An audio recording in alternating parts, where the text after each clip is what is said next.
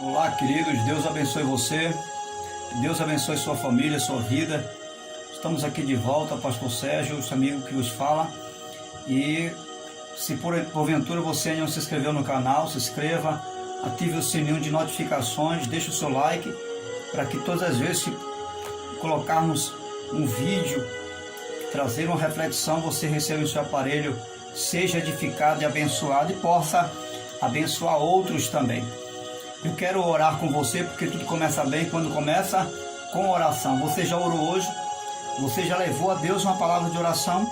Então ore comigo. Esse é o seu momento. Essa é a sua hora. Deus, em nome de Jesus, queremos te louvar pela bênção da oração, pela liberdade de poder estar aqui falando contigo. Eu oro por essa pessoa que comigo ora também.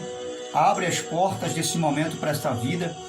Aceita e considera a oração deste seu servo, desta sua serva, em nome do Senhor Jesus, independente do credo religioso dessa pessoa, seja ela alcançada por ti, meu Deus, com graça e poder, em nome de Jesus. Você que crê, diga amém. Muito bem, eu quero iniciar essa reflexão fazendo uma pergunta para mim e para você. Qual a realidade da sua vida hoje? Qual é o cenário em que você se encontra hoje, em pleno século 21, qual é a realidade da situação que você está vivendo? Seja ela boa ou ruim, esteja você no alto dos montes ou nos vales da vida, qual a circunstância que você está vivendo hoje? E dentro dessa pergunta, à luz da palavra de Deus, quero deixar para mim, para você, para nós, algumas lições preciosas que Jesus nos deixa ao encarar a vida com realidade, com transparência, sem arrudeios, com franqueza, como ela nos apresenta. Que às vezes a gente quer mascarar a vida, já percebeu isso? De vez em quando a gente quer fazer alguns arrudeios, a gente quer interpelar a vida com contratempos, mascarar, fazer de conta, fingir que não está acontecendo isso, fingir que não está acontecendo aquilo. Mas Jesus nos dá uma receita. Ele vai nos ensinar como nós devemos nos portar diante da realidade da vida, esteja ela nos trazendo bons momentos ou maus momentos, esteja ela nos trazendo tristezas ou alegrias, esteja ela nos confrontando ou não. Jesus vai nos trazer lições maravilhosas e lições que vai nos fazer vencer toda e qualquer circunstância da vida. A primeira pergunta, a primeira questão em pauta em relação à realidade da vida que vivemos hoje é: que realidade eu e você estamos vivendo? Estamos vivendo um tempo de censura ao que é certo? Será que você está vivendo esse tempo? Será que estamos vivendo um tempo onde as pessoas estão limitando nós fazermos aquilo que é certo? Será que é esse tempo aí que estamos vivendo? E se formos olhar direitinho, estamos vivendo uma realidade que é um fato. Estão colocando censura no que diz respeito àquilo que é certo. Exemplo, estão nos confrontando e dizendo que a igreja não é algo essencial, não é? Você está vendo aí, né? A mídia e enfim o governador está colocando estampado aí que a igreja não é algo essencial, ou seja, está nos limitando a fazer aquilo que é certo. Como Jesus se deparava diante dessa situação? Ou quem sabe alguém está limitando você a fazer aquilo que é certo em alguma outra área? Como Jesus se comportaria vivendo essa realidade que eu e você estamos vivendo hoje? Lucas capítulo 6, versículo 12 vai dizer a seguinte expressão: num daqueles dias, Jesus saiu para o monte a fim de orar e passou a noite orando a Deus. O texto sagrado diz: num daqueles dias. Que dias eram esses que Jesus estava vivendo? Se você ler o contexto desse texto, no capítulo 6, versículo 1, Jesus ele é confrontado por alguns fariseus, porque Jesus passava por algumas lavouras de cereais e os seus discípulos começaram a colher, começaram a comer, a debulhar espigas, e os fariseus começaram a repreender ele, a falar com ele que não era permitido fazer aquela colheita e se alimentar no sábado. Jesus responde: vocês nunca leram o que fez Davi? Quando eles e seus companheiros estavam com fome, entrou na casa de Deus tomando pães, o pão da presença, comeu o que apenas os sacerdotes era permitido comer, deu também aos seus companheiros. Então disse Jesus: o Filho do Homem também é Senhor do sábado. Você vai observar que eles censuram Jesus, limitam Jesus de fazer algo que diante de Deus era justo fazer. E Jesus vai interpelar eles e perguntar lá na frente: que é mais válido diante de Deus? O matar a necessidade do corpo, ou seja, o se alimentar, ou o preservar o sábado? Jesus está dizendo: a vida é melhor do que qualquer tradição. A vida é superior a qualquer tradição religiosa. Então você vai observar que Jesus também vive um momento de censura. Mas o texto sagrado vai falar que ao invés dele ficar batendo de frente, ele vai orar. O texto sagrado vai nos mostrar que num daqueles dias, esses dias que Jesus estava vivendo, era um cenário de política, era um cenário de um puxa para cá, outro puxa para lá. Na verdade, os fariseus não estavam visando a condição da lei, o zelo da lei, eles estavam politicando, na verdade. Para você ter uma ideia, até as pessoas que eles iam ganhar para Deus, que na verdade não é para Deus, eles iam fazer um proselitismo. Era o tipo de uma evangelização onde eles conquistavam as pessoas não para Deus, mas para si, ou seja, para compor o seu grupo de religiosidade. Então você vai observar que Jesus vivia em um momento de política, em um momento de censura, e ele não é detido, ele não para por conta dessas coisas, ele vai orar. O que Deus está dizendo para mim e para você é que nesse momento de censura, de limites, não existe coisa melhor para mim e para você fazer do que viver uma vida de oração. É isso que eu e você precisamos fazer. Vamos orar, e vamos orar com intensidade. Não se limite às circunstâncias que você não está podendo fazer. Aquilo que você não está podendo alcançar, aonde você não está podendo chegar, Deus vai ao seu encontro, através da minha e através da sua oração. Os paradigmas e todas as barreiras saem de nossa frente quando nós nos colocamos de joelho na presença de Deus. Segunda questão e pergunta é: eu e você estamos vivendo nesse tempo presente movido pelo que as pessoas pensam ou não de mim e de você? Você é uma pessoa que vive movida pelo que as pessoas pensam ou não deixam de pensar de você? Qual é a sua postura diante dessa realidade hoje? No texto sagrado de Mateus, no capítulo 3, versículo 17, o texto vai nos ensinar, em relação à pessoa de Jesus, que quando Jesus é batizado, 3 coisas acontecem.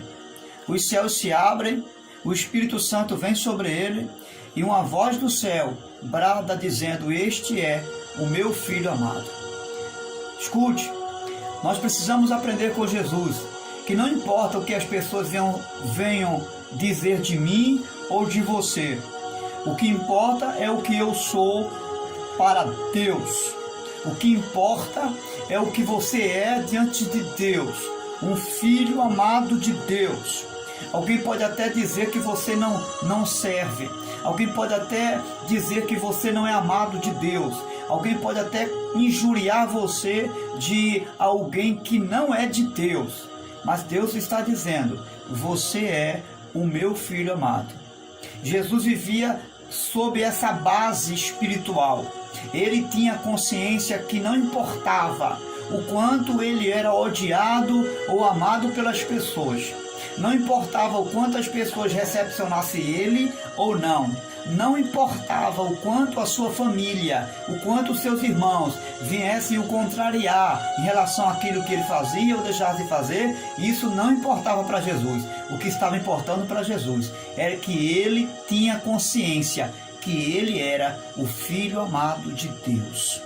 E que não havia nenhuma circunstância que pudesse levar ele a viver uma inferioridade de vida, porque ele sabia que ele era o Filho amado de Deus e que Deus o amava, e não importava com circunstâncias ele pudesse viver, qual o cenário em que ele pudesse estar. Não importava se Jesus estava granjeando uma multidão ou não. Não importava se Jesus estava sendo aplaudido ou não. O Pai estava ali como um Pai amado dele. E ele estava ali como Filho amado. Isso era a base de um ministério e de uma vida salutar de Jesus. Coloque em seu coração que você é o Filho amado do Pai. E não importa o que as pessoas venham a pensar ou deixar de pensar de você. Siga em frente, porque você é o Filho amado do Pai. Terceiro lugar, você e eu somos alguém que, volta e meia, nós costumamos revidar alguém? Será que você e eu costumamos revidar os insultos que as pessoas fazem a mim? Quantas coisas que, volta e meia, alguém insulta a minha fé, alguém insulta a sua fé, e alguém leva a você uma palavra dura que a vontade mesmo é de revidar. Qual é a minha atitude numa hora de insulto? À luz da palavra de Deus, 1 Pedro, capítulo 2, versículo 23, o apóstolo Pedro vai dizer que quando Jesus é insultado, ele não revida, mas entregava aquele que julga com justiça. Vamos fazer como Jesus? Ao invés de nós revidar, ao invés de nós jogar pedra sobre pedra, ao invés de nós buscar justificar uma razão nossa, mesmo estando certo, ao invés disso, a palavra de Deus vai nos ensinar, à luz da vida de Jesus, que ele entregava a Deus a quem tudo julga, aquele que julga corretamente. Ele não ia buscar razões, ele não tentava se justificar ou se autoproteger. Não, ele entregava aquele que tudo julga e julga corretamente. Vamos procurar fazer isso? Vamos deixar de lado tentar justificar, buscar razões, buscar mostrar que está certo e que não está errado. Vamos deixar isso de lado. Vamos imitar o nosso Cristo, vamos imitar o nosso Salvador, em não revidar, em não fazer o mesmo ou jogar a mesma moeda que jogaram para nós. Vamos entregar a Deus como Jesus assim fez.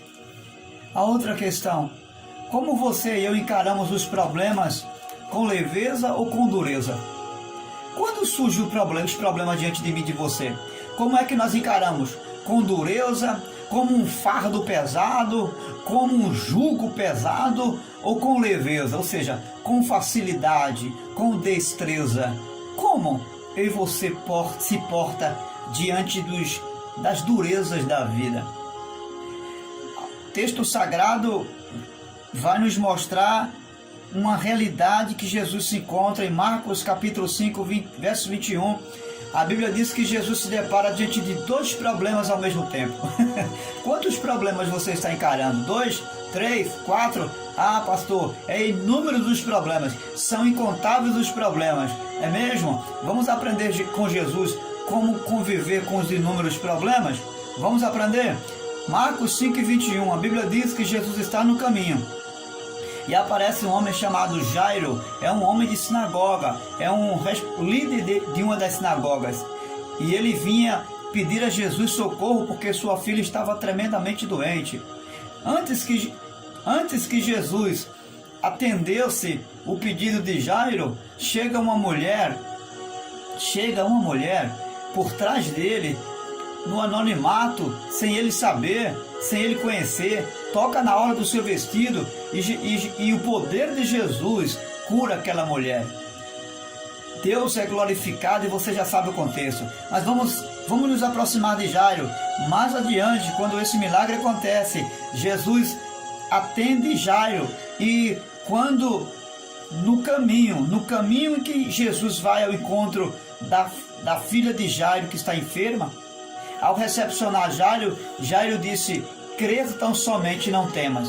Mais adiante, os servos de Jairo chegam e dizem: Jairo, não incomodes mais o mestre, porque tua filha já morreu. Escute, Jesus, ele não se espanta com aquele comportamento do servo que diz que a sua filha já morreu. Jesus olha para Jairo com o semblante, é claro, de Jairo já triste, e ele diz: não tema, Jairo, não tenha medo, apenas creia. Louvado seja Deus. Você sabe o que é que Jesus nos ensina? Ele nos ensina a enxergar as coisas difíceis do lado de fora apenas, e não do lado de dentro. Jesus, ele enxerga os problemas apenas do lado de fora e não do lado de dentro dele. E esse é o segredo de Jesus encarar as coisas de forma muito leve, sem fardo, sem jugo pesado. Esse é o método que Jesus usa para enxergar as coisas, a vida dura, as coisas de ordem de natureza impossível, muito fácil, porque ele não vive os problemas exteriores dentro dele. Ou seja, os problemas que estão do lado de fora, ele não traz para dentro dele. Pelo contrário, ele administra os problemas que estão do lado de fora através de uma vida de leveza, de uma vida de poder que ele já vive no seu interior. Você percebe agora porque nós muitas vezes vivemos uma vida de jugo e de fardo pesado, mesmo estando ao lado de Jesus? Porque nós não estamos fazendo como Jesus fazia. Nós não estamos encarando as coisas do lado de dentro para fora. Nós estamos enxergando as coisas do lado de fora para dentro. Ou seja, estamos trazendo os medos e os fardos, os problemas que estão do lado de fora, estamos trazendo para dentro de nós. Ao invés de vivermos um problema, estamos vivendo dois problemas. O primeiro é enxergar eles do lado de fora. E como se isso não bastasse, estamos trazendo esse problema para o nosso interior. Ou seja, ficamos sem a graça e o poder de resolver os problemas. E quando enxergamos os problemas, enxergamos de uma forma humana. Enxergamos no âmbito horizontal e não da vertical. Jesus não tinha um olhar para os problemas do interior para fora, não. Ou melhor, do exterior para dentro. Ele olhava os problemas de dentro para fora. Por isso que os problemas não conseguiam entristecê-lo. Por isso que os problemas não conseguiam vencê-lo. Por isso que tudo que Jesus enfrentava, seja qual fosse a sua realidade de vida, era a um nível espiritual. Ele enxergava com os olhos espirituais. E esses olhos, essa forma de enxergar a vida, levava Jesus a viver os problemas com facilidade, a lidar com os problemas sem nenhuma dificuldade, porque ele não vivia esses problemas dentro dele. Comece a partir de hoje mudar esse seu comportamento, que eu e você venhamos a viver a realidade do nosso viver de forma leve, de forma tranquila, de forma consolidada com o que Jesus fazia. Uma outra pergunta: qual é a realidade da sua vida e a minha hoje? Você vive esperando o favor dos outros? Você é alguém que vive dependendo de que os outros façam algo para você? Você está vivendo essa realidade? Você vive esperando o favor dos outros? Qual a sua resposta? Ou você vive em função de agradar A ou B, ou em função de fazer a vontade da multidão? Qual a sua realidade hoje? Qual a sua perspectiva de vida em todos os aspectos? O que você faz é para agradar A, B, é para chamar a atenção da multidão? O que você faz está ligado? Qual é a motivação daquilo que você faz? Qual é a razão? Qual é a circunstância que leva você a fazer ou deixar de fazer, ou viver ou deixar de viver a vida? O texto sagrado em João, no capítulo 6 e versículo 38, Jesus vai dizer uma expressão bem interessante. Ele disse que veio para fazer a vontade do Pai. Tanto a mãe de Jesus quanto os irmãos vão atrás de Jesus. Ele está dentro de uma casa cultuando, ensinando. E chamam ele e diz: olha, tua mãe e teus irmãos estão te chamando. E Jesus manda um recado: olha, minha mãe, meu pai, meus irmãos são aqueles que fazem a vontade de meu Pai que está nos céus. Jesus está dizendo que ele tem um compromisso, e um único compromisso com o Pai. Que o compromisso dele é com aqueles que fazem a vontade do Pai. Observe que Jesus ele tem um linear de vida. Ele inclina-se para uma única pessoa, não para a multidão, não para A, para B. Ele não está preocupado em função, vivendo em função de agradar a mãe, pai e irmãos. Não, ele vive em função de agradar uma única pessoa, a vontade de Deus. E tudo que ele faz é em função de chamar a atenção de uma única pessoa, o Pai que está diante dele. Ele não vive em função de chamar a atenção da multidão que lhe cerca, nem dos espectadores que estão lhe observando com outras motivações. Não. Ele só tem uma motivação para viver: fazer a vontade de Deus. Quem sabe você está vivendo uma vida frustrada, porque você tem feito algo para chamar a atenção das pessoas. Porque quem sabe você tem ficado triste porque quando posta alguma coisa, quando faz alguma coisa na igreja, quando deixa de fazer, as pessoas, você não consegue chamar a atenção das pessoas. Você já observou que tem pessoas que colocam a foto numa rede social esperando ser curtido por alguém? Tem outros que abrem uma rede social e busca milhões e milhões de pessoas para segui-lo. Outros buscam seguidores. E isso afaga, isso traz uma certa massagem para o coração de muita gente. Você observou que isso tem levado muita gente a viver como uma função disso? Tem pessoas que não conseguem viver em função de outra coisa, senão em chamar a atenção do outro. Isso é uma doença. Eu não estou nem aí se o vídeo que eu posto, se uma mensagem que eu deixo numa rede social, se uma mensagem que eu coloco, ou se uma foto, ou se uma informação que eu posto, se alguém está lá curtindo, se alguém disse alguma coisa ou deixou de dizer, ou falou alguma coisa contra o que eu esperava, eu não estou nem aí. Sabe por quê? Porque eu não vivo em função dos aplausos e do que as pessoas acham, vão deixar de enxergar meu respeito, querido.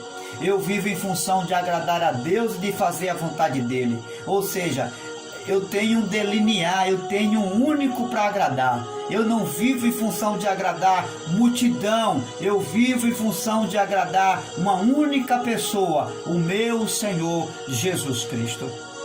É isso que importa para mim.